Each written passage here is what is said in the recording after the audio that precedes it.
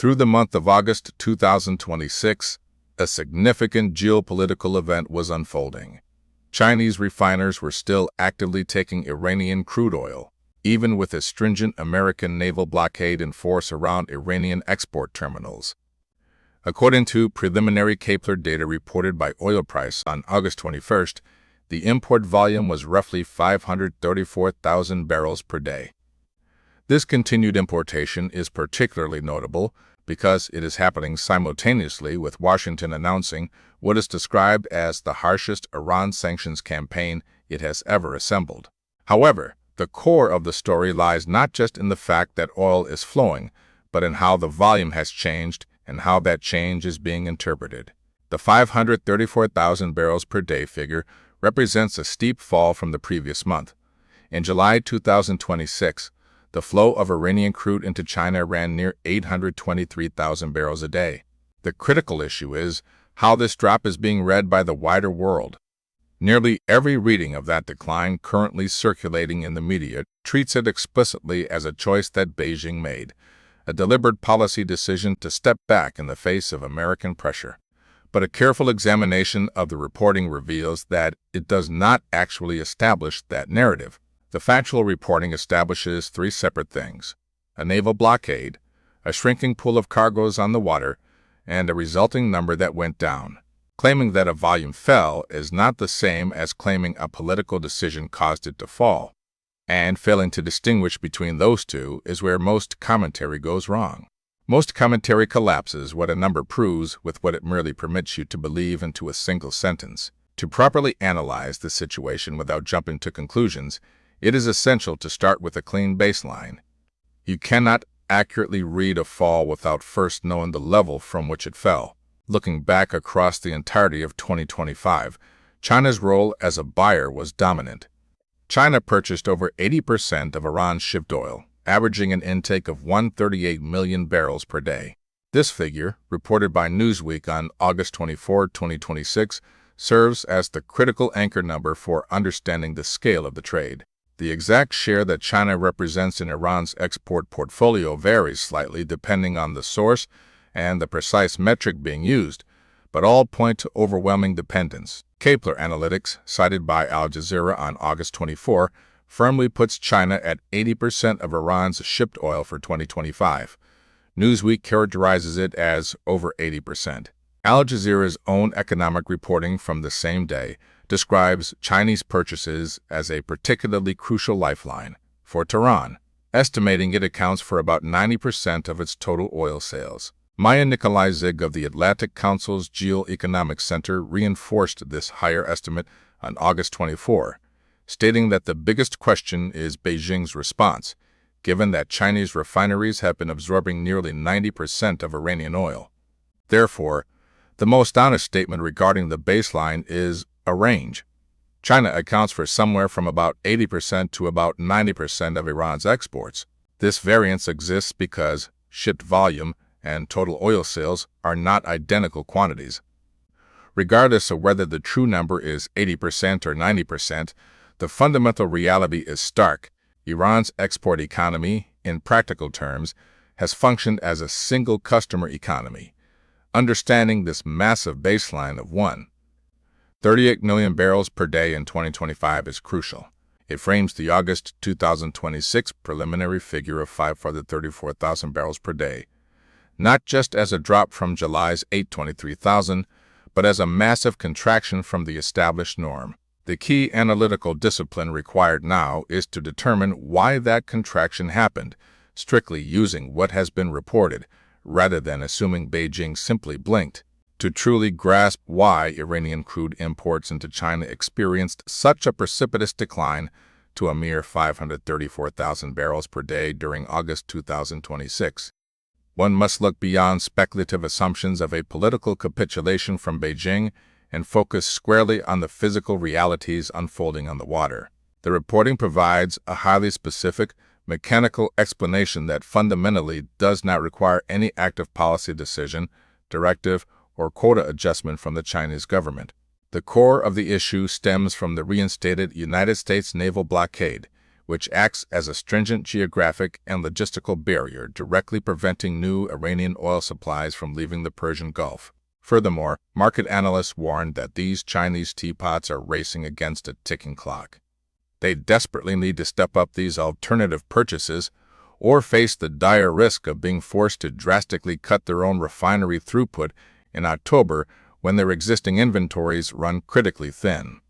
Facing an imminent, involuntary reduction in their own production, the very engine of their revenue is certainly not the comfortable posture of a buyer executing an orderly, chosen geopolitical withdrawal. Instead, it exposes the frantic reality of a business dealing with a severe upstream supply shock, clearly indicating a market reacting to a severed supply chain rather than an orchestrated policy maneuver. While the physical realities of the naval blockade explain the immediate drop in imported volumes, there is a massive, widely ignored piece of the puzzle regarding why the ultimate confrontation has not actually begun. The downstream consequences of this physical blockade unfold in a strictly sequential and entirely observable manner as the primary source is choked off. The existing floating inventory of oil cargoes situated outside the Gulf of Oman is draining at a rapid pace. The inevitable outcome of this dwindling accessible pool is the complete collapse of forward market offers for September and October deliveries, simply because there is an acute lack of available physical cargoes left to trade. Consequently, a buyer who genuinely desires to maintain the exact same import volume as the previous month is rendered completely powerless to do so because the physical barrels cannot be located on the open market. This sequence forms what is described as the physical read of the situation, reinforcing the hypothesis that Chinese refiners likely purchased every barrel they could physically get their hands on, and the numerical drop in imports is purely a reflection of the supply running dry. The most compelling evidence validating this physical shortage theory over a politically orchestrated retreat lies in the real-time behavior of China's independent refineries, commonly referred to as teapots, which are heavily clustered in Shandong province. An entity executing a deliberate, government-mandated reduction in imports behaves fundamentally differently from a commercial enterprise starving for essential raw materials. A buyer told to step back will passively accept the reduction and idle its refining capacity, whereas a buyer suddenly cut off from its primary supply chain will immediately go on the hunt for substitutes. According to industry analysis, these teapots are aggressively hunting, scrambling to find alternative feedstocks, such as Russian Urals crude and fuel oil, to compensate for the incredibly thin Iranian availability amid the American blockade, particularly since other alternatives like ESPO supplies had completely sold out weeks earlier. This frantic substitution behavior, financial access, and physical supply are two entirely separate constraints, and up to this point, only the physical instrument has been utilized. The blockade operates strictly on hulls, water, and effectively stopping barrels from leaving the Persian Gulf. Conversely, the sanctions campaign announced on August 24th, dubbed Operation Economic Outcast by United States Treasury Secretary Scott Bessent, is designed as a financial instrument. Bessent utilized maximal rhetoric, describing the campaign as an economic D-Day and warning that entities continuing to deal with Iran would be removed from the United States dollar system. This campaign included 5 sectoral determinations covering digital assets, technology, gold, aviation, and shipping, alongside the designation of roughly 60 entities, individuals, and vessels. However, a crucial detail buried in most coverage is that Washington has so far left Chinese financial institutions, which are widely viewed as a key node in Iran's oil trade, completely untouched. Daniel Fried of the Atlantic Council stated plainly that dealing a crippling blow to Iran's economy would probably require taking on major Chinese firms and banks, yet no such steps were taken. This omission is profound when considering the sheer scale of the relationship, with China's two-way trade with Iran in 2025 valued at $96 billion, alongside approximately $2 billion in Iranian oil shipments. Instead of targeting the financial core that settles these massive transactions, the United States has limited its financial lever to much narrower selected actions.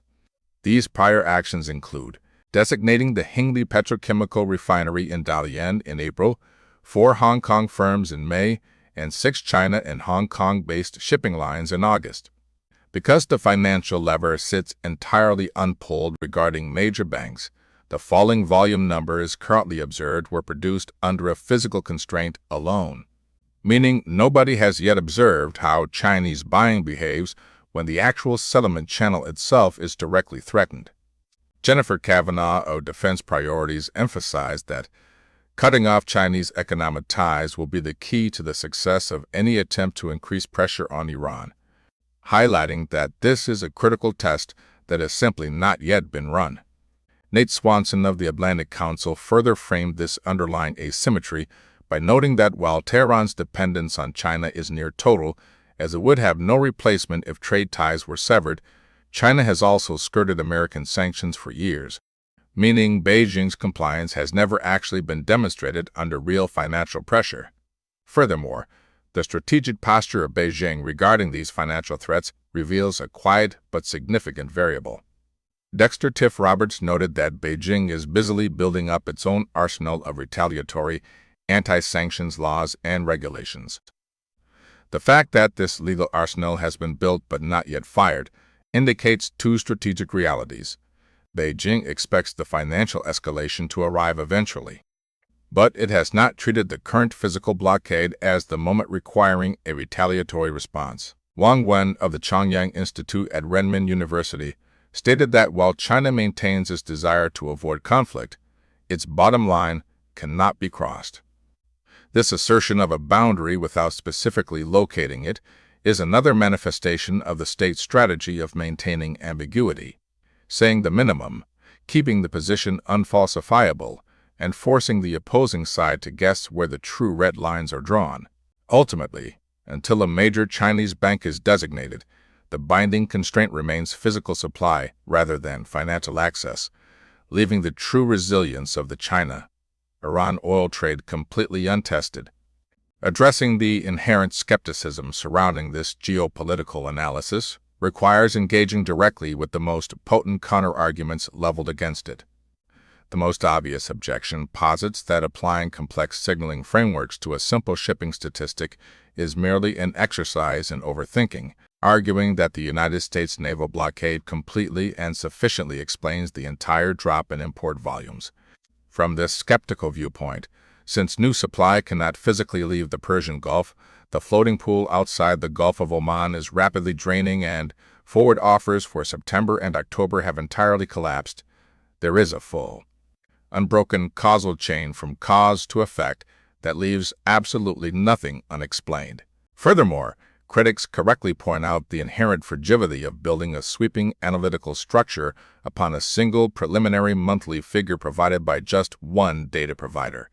Kepler operates as a tanker tracking firm that derives its estimates from inferences based on vessel movements, meaning that month-to-date numbers are inherently subject to revision once all late-arriving vessels are finally counted at the close of the month.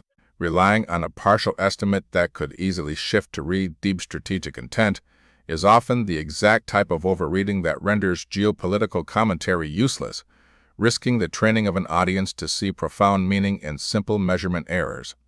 While these methodological weaknesses regarding preliminary data and single-source reliance must be plainly conceded, the skeptical argument ultimately falls short because it ignores the most crucial observable fact, the residual purchasing. The strong physical explanation perfectly accounts for why the total number of imported barrels fell so drastically, but it completely fails to explain why the number has not dropped to zero.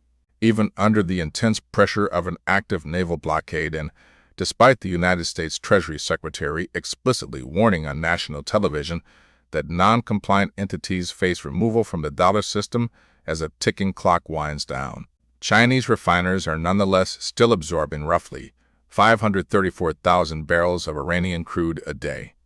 This remaining volume is not a statistical anomaly. It is a hard fact about state and corporate behavior persisting under a heavily stated threat, and no amount of skepticism regarding data precision can dissolve the reality of that ongoing trade. Beyond the numbers, the surrounding diplomatic and legal record is far from blank, providing critical context that undermines the idea of total Chinese capitulation. Beijing has officially registered its objection through its foreign ministry. It continues to hold a meticulously built but unused legal anti-sanctions arsenal in reserve. And it has deliberately asserted a firm bottom line without specifying its exact location in order to maintain strategic ambiguity.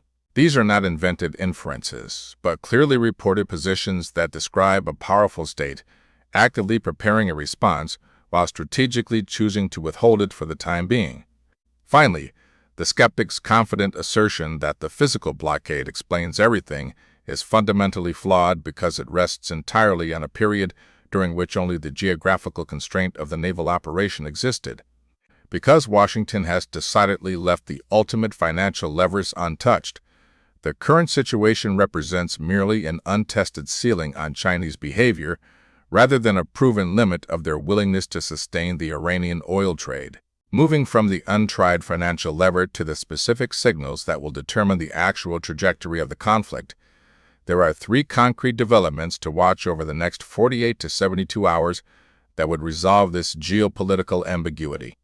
The first critical signal revolves around whether Kepler or any other primary tanker tracking entity revises the preliminary August figure once the month officially closes. Because the initial count of 534,000 barrels per day is strictly a month-to-date estimate, these numbers inherently fluctuate as late-arriving vessels are finally registered by satellite feeds.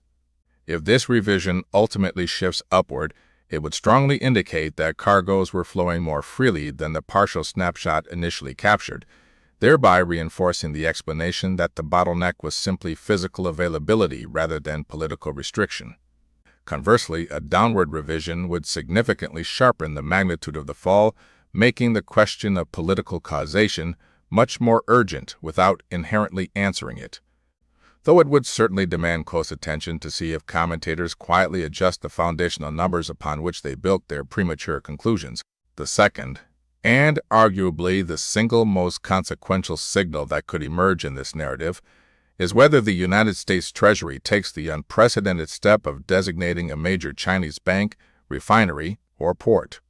As diplomatic experts like Daniel Fried explicitly pointed out, this profound escalation had not occurred as of late August, with prior actions remaining severely limited in scope to smaller entities like the Hengli refinery in April and minor Hong Kong shipping lines in May and August.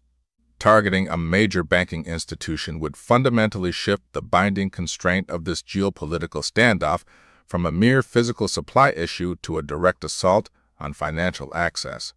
Finally, executing the ultimate stress test that experts like Jennifer Kavanaugh deem absolutely essential for genuinely increasing pressure on Iran. Should this occur, the world must immediately watch to see if Beijing responds by finally invoking its carefully constructed, yet completely unused, anti-sanctions legal arsenal to protect its financial institutions. The third essential signal involves observing the public and commercial behavior of the Shandong teapots specifically, whether they officially confirm a permanent shift toward alternative feedstocks like Russian Urals and fuel oil, or if they are forced to signal a drastic throughput cut in October, as market analysts from Kepler have warned. Confirming a successful substitution serves as hard evidence of a scarcity-driven adaptation rather than a policy retreat, while an actual throughput cut would act as a devastating admission that this substitution effort failed because their supply chain was irrevocably severed upstream. Ultimately, this entire geopolitical episode serves as a masterclass in reading state behavior, requiring the discipline to hold both the political and physical readings simultaneously while demanding concrete evidence to separate them.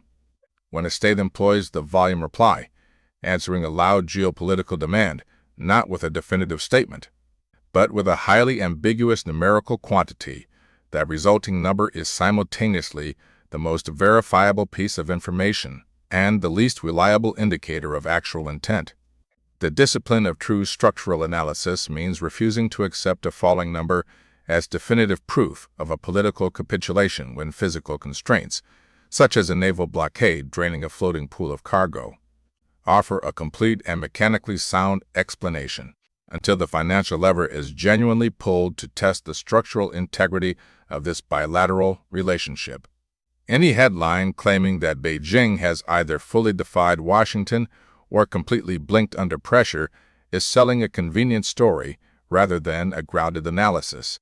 The ultimate question that remains to be answered in the coming weeks is whether a direct financial exposure through major bank designations would finally collapse the Iran-China oil trade in a decisive manner that a purely physical naval blockade simply could not achieve.